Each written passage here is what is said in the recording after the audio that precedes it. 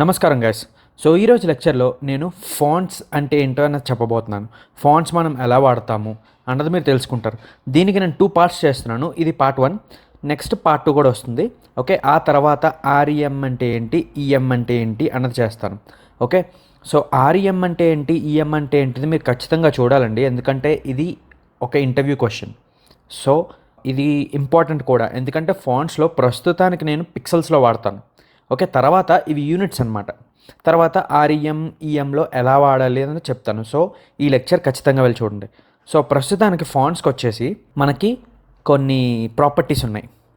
Okay, ఆ properties ఏంటంటే font size. First font size ఏంటి అంటే, ఇప్పుడు మీరు రాస్తున్నాము అవునా, హాయ్ హౌ ఆర్ యూ అని చెప్పి ఈ ఏవైతే ఫాంట్స్ రాస్తున్నామో ఇందులో మనకి ఇక్కడ ఉంది చూసారా 15, దీని ఫాంట్ సైజ్. నేను పెంచుకుంటే నాకు పెరుగుతుంది చూసారా, అలాగా హెచ్టిఎంఎల్లో ఎలా చేసుకోవాలి, హెచ్టిఎంఎల్ సిఎస్ఎస్లో అన్నది మనం నేర్చుకుంటాం అనమాట. సో ప్రస్తుతానికి తగ్గిస్తాను. ఓకే, సో ప్రస్తుతానికి ఫాంట్ సైజ్ చూద్దాం. సో నేను ఒక డివ్ అయితే క్రియేట్ చేసుకున్నాను. ఓకే, ఆ డివ్ వచ్చేసి కంటైనర్, ఎక్స్టర్నల్ సిఎస్ఎస్ ఫైల్ వాడుతున్నాను. ఓకే, మీరు చూసుకుంటే ఇక్కడ, సో ఇందులో నేను హాయ్ హౌ ఆర్ యూ అని బేసిక్గా ఇస్తాను. హాయ్ హౌ ఆర్ యూ అని ఒక టెక్స్ట్ ఇస్తాను. ఓకే, ఈ టెక్స్ట్ ఇచ్చిన తర్వాత ఇప్పుడు జస్ట్ అవుట్పుట్ చూద్దాం ఎలా వస్తుంది అన్నది. ఓకే, చూసారా హాయ్ హౌ ఆర్ యూ అని వచ్చింది.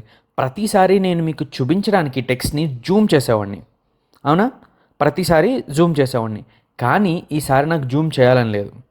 జూమ్ చెయ్యకుండా నేను మీకు పెద్దగా చూపించాలంటే అక్కడ వస్తుంది మనకు ఫాంట్ సైజ్. ఫాంట్ సైజ్ అంటే దాని సైజ్ ఎంత ఉండాలి అన్నది మనకు తెలియడానికి అనమాట. ఓకే, సో ఇప్పుడు నేను చూసుకుంటే ఇక్కడ డాట్ కంటైనర్ ఉంది చూసారా, ఇలాగా క్లాస్తో సెలెక్ట్ చేసుకున్నాను. ఇక్కడ మీరు చూస్తే డాట్, సో ఇక్కడ డాట్ కంటైనర్కి నేను ఫాంట్ సైజ్ అని ఇస్తాను. ఇది వచ్చేసి property name font size. Okay, ఇక్కడ మీరు ఒక నెంబర్ ఇచ్చుకోవాలి. నెంబర్ అంటే 10 పిక్సెల్ అని ఇస్తాను. ఓకే, ఇది పిక్సెల్లో ఇచ్చుకోవాలి, ప్రస్తుతానికి పిక్సెల్లో ఇచ్చుకోండి. ఆ తర్వాత ఆర్ఈఎం ఈఎం లెక్చర్ చూసి ఎలాగ ఆర్ఈఎంలోకి మార్చాలి, ఎలా ఈఎంలో మార్చాలి అనేది మీకు తెలుస్తుంది. బట్ ప్రస్తుతానికైతే పిక్సెల్ వాడండి. ఓకే, 10 పిక్సెల్ అనమాట. సో ఇప్పుడు మీరు అవుట్పుట్ చూస్తే, రిఫ్రెష్ చేస్తే చూసారా ఇంకా చిన్నగా అయింది. ఎందుకని, డిఫాల్ట్గా ఏ బ్రౌజర్కైనా 16 పిక్సెల్ ఉంటుంది. డిఫాల్ట్గా 16 పిక్సెల్ ఉంటుంది, అది స్టాండర్డ్ అనమాట. ఓకే, సో ఇప్పుడు నేను 20 అని ఇస్తాను చూడండి. ఇప్పుడు రిఫ్రెష్ చేస్తే చూసారా నాకు పెద్దదైంది. అలాగా నేను ఎంత నెంబర్, ఫర్ ఎగ్జాంపుల్ మీరు ఇక్కడ 50 అని ఇచ్చారనుకోండి, ఇంకా పెద్దగా అవుతుంది. అలా మీరు ఎంత ఇచ్చుకుంటే అంత అనమాట. చూసారా ఇంకా పెద్దగా అయింది.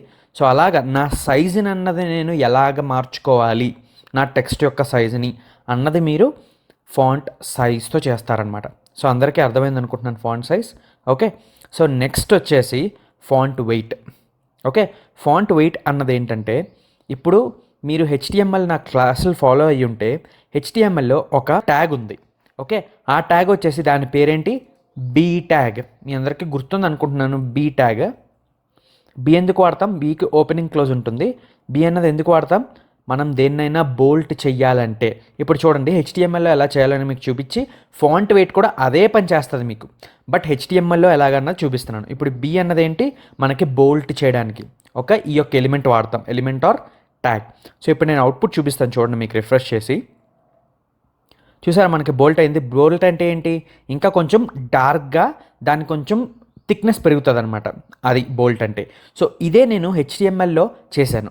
దాన్ని నేను సిఎస్ఎస్లో ఎలా చేయాలి అంటే, అప్పుడు మనకి ఈ యొక్క ఫాంట్ వెయిట్ అన్నది యాడ్ అవుతుంది. ఓకే, సో ఇప్పుడు చూసుకుంటే నేను ఇది తీసేస్తాను ప్రస్తుతానికి, బి అన్నది తీసేసి రిఫ్రెష్ చేసి మీకు సిఎస్ఎస్లో ఎలా చేయాలి, సేమ్ థింగ్ సిఎస్ఎస్లో ఎలా చేయాలి అన్నది మీకు చూపిస్తాను. ఓకే, సో ఇప్పుడు సిఎస్ఎస్లో మీరు ఫాంట్ పిక్సెల్ ఇది ఇచ్చుకున్నారు కదా, ఆ తర్వాత ఫాంట్ వెయిట్ అని ఇవ్వాలి. ఇది వచ్చేసి ప్రాపర్టీ నేమ్ అనమాట.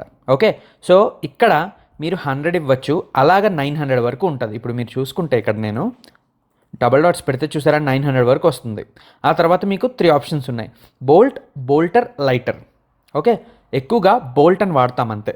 ఓకే, సో బోల్ట్ అని వాడితే ఏంటి, ఇప్పుడు రిఫ్రెష్ చేస్తాను చూడండి, చూసారా నాకు సేమ్ అవుట్పుట్ వచ్చింది రెండిట్లకి.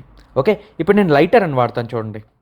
లైటర్ అని వాడితే ఇప్పుడు రిఫ్రెష్ చేస్తాను చూడండి, చూసారా మరీ అంత బోల్ట్ అవ్వలేదు, అలా అని మరీ అలా ఉంచేయలేదు. ఇది బేసిక్గా మనకి ఫాంట్ వెయిట్ అన్నది అలా పనిచేస్తుంది. అదే నేను 900 ఇచ్చుకోవచ్చు. 900 మనకి వాల్యూస్ ఉన్నాయి కదా, 900 అని 800 అని అక్కడ అలాగా 100 వరకు మీకు వేరియేషన్ ఇచ్చుకోవచ్చు. చూసారా? అదే నేను 500 ఇస్తే చేంజ్ చూడండి ఎలా వస్తుందో. ఇప్పుడు రిఫ్రెష్ చేస్తే చూసారా, అందరికీ అర్థమైంది అనుకుంటున్నాను ఎలా పనిచేస్తుంది ఇది అనేది. ఓకే, ఇది వచ్చేసి ఫాంట్ వెయిట్. బేసిక్గా ఏం లేదండి, ఫాంట్ వెయిట్ అంటే జస్ట్ దాని బోల్డ్నెస్ మెయింటైన్ చేయడానికి మాత్రమే మనం ఫాంట్ వెయిట్ వాడతాం. ఓకే, సో అలా వచ్చేసి ఫాంట్ వెయిట్. ఇప్పుడు చూసుకుంటే ఫాంట్ స్టైల్ అన్నది ఒకటి ఉంది. ఓకే, ఇప్పుడు ఇది నేను మీకు HTMLలో చేసి చూపిస్తాను. కొన్ని ఎలిమెంట్స్ ఉన్నాయి HTMLలో, అవి ఎలాగన్నా చూపిస్తాను. ఫర్ ఎగ్జాంపుల్ ఇప్పుడు నేను దీన్ని ఇటాలిక్ చేయాలి. ఇటాలిక్ అంటే ఏంటి, సైడ్కి ఇలా ఉంటుంది అనమాట. మీకు చూపిస్తాను చూడండి. ప్రస్తుతానికి నేను దీన్ని బోల్టర్ అని రాస్తాను. ఏదైనా రాసుకోవచ్చు మీరు ప్రాపర్టీ. సో రిఫ్రెష్ చేస్తే నాకు బోల్డ్ అయింది. ఓకేనా? ఇప్పుడు నేను ఏం చేస్తానంటే దీన్ని ఇటాలిక్ చేస్తాను. చూడండి, ఇటాలిక్ అంటే ఏంటో మీకు తెలుస్తుంది. ఇటాలిక్ అందరికీ గుర్తుంది అనుకుంటున్నాను. ఇటాలిక్ వచ్చేసి ఐ అనమాట. ఓకే, ట్యాగ్ వచ్చేసి ఐ. సో ఇప్పుడు ఐలో పెడితే నా యొక్క టెక్స్ట్ చూడండి ఏమవుతుందో. చూసారా, ఒక స్టైల్ వచ్చింది దానికి. దీన్ని ఫాంట్ స్టైల్ అంటాం. ఇదేంటి, ప్రస్తుతానికి నేను HTMLలో ఇచ్చాను. HTMLలో ఐ అన్నదాంతో యూజ్ చేస్తాం. ఓకే, బట్ నేను దీన్నే CSSలో ఇవ్వాలి అంటే దానికి మనం ఫాంట్ స్టైల్ అని వాడతాం. ఓకే, ఇప్పుడు నేను చూపిస్తాను చూడండి. ప్రస్తుతానికి రిఫ్రెష్ చేస్తాను. సో అది పోయినట్టు మీకు చూపిస్తుంది. ఓకే, ఇప్పుడు నార్మల్ అయిపోయింది. ఇప్పుడు నేను CSSలో ఇస్తే ఎలా వస్తుందో చూడండి. Font style. Okay, font style ఇస్తే మనకి ఇన్ని ఆప్షన్స్. ఒకటి వచ్చేసి నార్మల్ వచ్చేసి డిఫాల్ట్ అనమాట, ఏం మారదు, అలాగే ఉంటుంది. చూడండి, నేను రిఫ్రెష్ చేస్తే చూసారా, ఏం మారలేదు, అలాగే ఉంది. ఇంకోటి వచ్చేసి ఇటాలిక్. ఇక్కడ ఇటాలిక్ అనమాట. ఇటాలిక్ అని వాడితే నాకేమవుతుంది, టెక్స్ట్ అన్నది ఇటాలిక్లో మారుతుంది. చూసారా, ఇందాక HTMLలో మీరు చూసిన అవుట్పుట్, ఇప్పుడు CSSలో చూస్తున్న అవుట్పుట్ రెండు ఒకటే.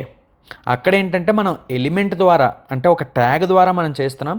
ఇక్కడ మనం CSS ద్వారా చేస్తున్నాం. సో ఎప్పుడైనా సరే CSS ద్వారానే చేయాలి మనం. ఎందుకంటే HTMLలో ఏంటి, స్ట్రక్చర్ ఇచ్చి అలా వదిలేస్తాం. దాన్ని డిజైనింగు, దాన్ని మేకప్ చేయడానికి ఏం వాడతాం, ఎప్పుడైనా సరే CSS వాడతాం. సో అందరూ కూడా CSS వాడడానికే ట్రై చేయండి. ఓకే, సో ఇంకొకటి ఉంది, ఆబ్లిక్ అంటారు దీన్ని. ఓకే, ఇది చూడండి ఎలా వస్తుందో.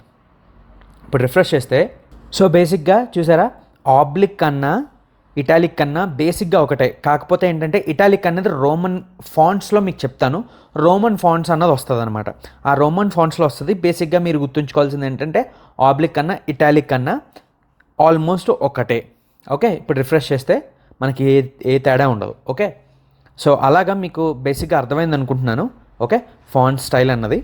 ఇప్పుడు ఫాంట్ వేరియంట్ అన్నది ఏంటంటే మనం ఆల్రెడీ చూసాం, అప్పర్ కేస్ లోవర్ కేస్ ఎలా చేస్తాము అన్నది. ఓకే, ఎందులో చూసాం మనం, ఇప్పుడు ఇక్కడ చూసుకుంటే టెక్స్ట్ ట్రాన్స్ఫామ్లో మనం అప్పర్ కేస్ ఎలా చేయాలి, లోవర్ కేస్ ఎలా చేయాలి చూసాం, అవునా? ఇప్పుడు లోవర్ కేస్లో కాకుండా మనకి అప్పర్ కేస్లో ఉంచి టెక్స్ట్ అన్నది చిన్నగా కావాలి. ఇప్పుడు నాకు టెక్స్ట్ ట్రాన్స్ఫామ్ ఏం చేస్తుంది, దాన్ని క్యాపిటల్ చేసి, క్యాపిటల్ అంటే నా ఉద్దేశం అప్పర్ కేస్ చేసి పెద్ద టెక్స్ట్ వస్తుంది. నాకు అప్పర్ కేసే చేసి చిన్న టెక్స్ట్ కావాలి అంటే అప్పుడు మనకి ఫాంట్ వేరియంట్ అన్నది వాడతాం. ఎవరికైనా అర్థం కాకపోతే నేను మీకు ఎగ్జాంపుల్తో చేస్తాను చూడండి. ఇప్పుడు మనకి ఇది చూసుకుంటే నార్మల్గానే ఉంది. దీంట్లో RU అన్నది మనకి అప్పర్ కేస్లో లేవు, OW కూడా లేదు. ఇలాగ అప్పర్ కేస్లో ఓన్లీ H'లు మాత్రమే అప్పర్ కేస్లో ఉన్నాయి, రైట్? ఇప్పుడు నేను దీనికి ఫాంట్ వేరియంట్ ఇస్తే ఎలా మారుతుందో చూడండి. ఫాంట్ వేరియంట్లో రెండు ఆప్షన్స్ ఉంటాయి. ఓకే, చూడండి చూపిస్తాను. ఫాంట్ వేరియంట్ వచ్చేసి మనకి స్మాల్ క్యాప్స్, నార్మల్. ఓకే, ఈ రెండే ఉంటాయి బేసిక్గా. సో నార్మల్ అంటే అలాగే ఉంటుంది, మార్పే ఉండదు. ఓకే, ఇప్పుడు నేను రిఫ్రెష్ చేస్తే చూడండి అలాగే ఉంటుంది. చూసారా, ఇప్పుడు స్మాల్ క్యాప్స్ అని ఎప్పుడైతే వాడతామో అదొక వాల్యూ అనమాట. అన్ని క్యాప్స్లో మారుతాయి. చూసారా, అన్ని క్యాప్స్లో మారాయి. కాకపోతే మనకి ఇవి కూడా క్యాప్స్లోనే ఉన్నాయి, కాకపోతే ఏంటి చిన్నగా ఉన్నాయి. నేను దీన్ని H అన్నది ఏం పెట్టాను, క్యాప్స్ నేను పెట్టుకున్నాను దీన్ని. ఓకే, కానీ RU అన్నది చూసారా సేమ్ సైజ్ మెయింటైన్ చేస్తుంది. హాయ్ అన్నది కూడా రెండు అప్పర్ కేస్లోనే ఉన్నాయి, కాకపోతే H అన్నది పెద్దగా ఉంది, I అన్నది చిన్నగా ఉంది.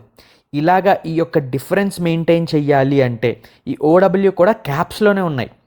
ఓకే, కాకపోతే రెండిటికి డిఫరెన్స్ చూపిస్తాను చూడండి, అప్పర్ కేస్కి దీన్ని కమెంట్ చేసి టెక్స్ట్ ట్రాన్స్ఫామ్ రాస్తాను, మీకు అర్థమవుతుంది.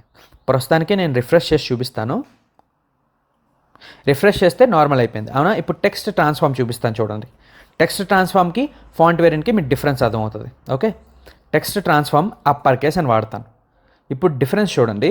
రిఫ్రెష్ చేస్తే చూసారా 3 ఒకే లెవెల్లో వచ్చినాయి నాకు. హాయ్ అన్నది కూడా ఒకే లెవెల్లో వచ్చింది.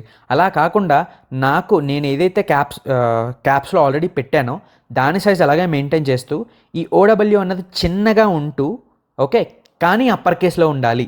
మీకు డిఫరెన్స్ అయితే అర్థమైంది అనుకుంటున్నాను. ఇప్పుడు దీన్ని తీసేసి నేను మీకు ఫాంట్ వేరియంట్ చూపిస్తాను. అన్కామెంట్ చేసేయండి. ఇప్పుడు చూడండి డిఫరెన్స్. చూసారా ఇది కూడా క్యాప్స్లోనే ఉంది, చిన్నదయింది అంతే.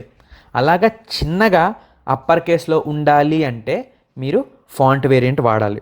సో అందరికీ అర్థమైంది అనుకుంటున్నాను. Okay, font size, font wait, font style and font variant. Okay, ఎవరికైనా డౌట్స్ ఉంటే కామెంట్ బాక్స్లో పెట్టండి. ఓకే, సో నెక్స్ట్ లెక్చర్లో ఫాంట్ ఫ్యామిలీ అంటే ఏంటి అన్నది, చాలా ఫ్యామిలీ అన్నది ఏంటంటే మన టెక్స్ట్ ఎలా కనిపించాలి అన్నదన్నమాట. సో గూగుల్ నుంచి ఫాంట్స్ మనం తీసుకోవచ్చా అంటే తీసుకోవచ్చు. అవి ఎలా తీసుకోవాలన్నది నేను నెక్స్ట్ లెక్చర్లో ఈ రెండు మీకు ఎక్స్ప్లెయిన్ చేస్తాను. ఓకే, అంతవరకు నెక్స్ట్ లెక్చర్లో కలుద్దాం గైస్.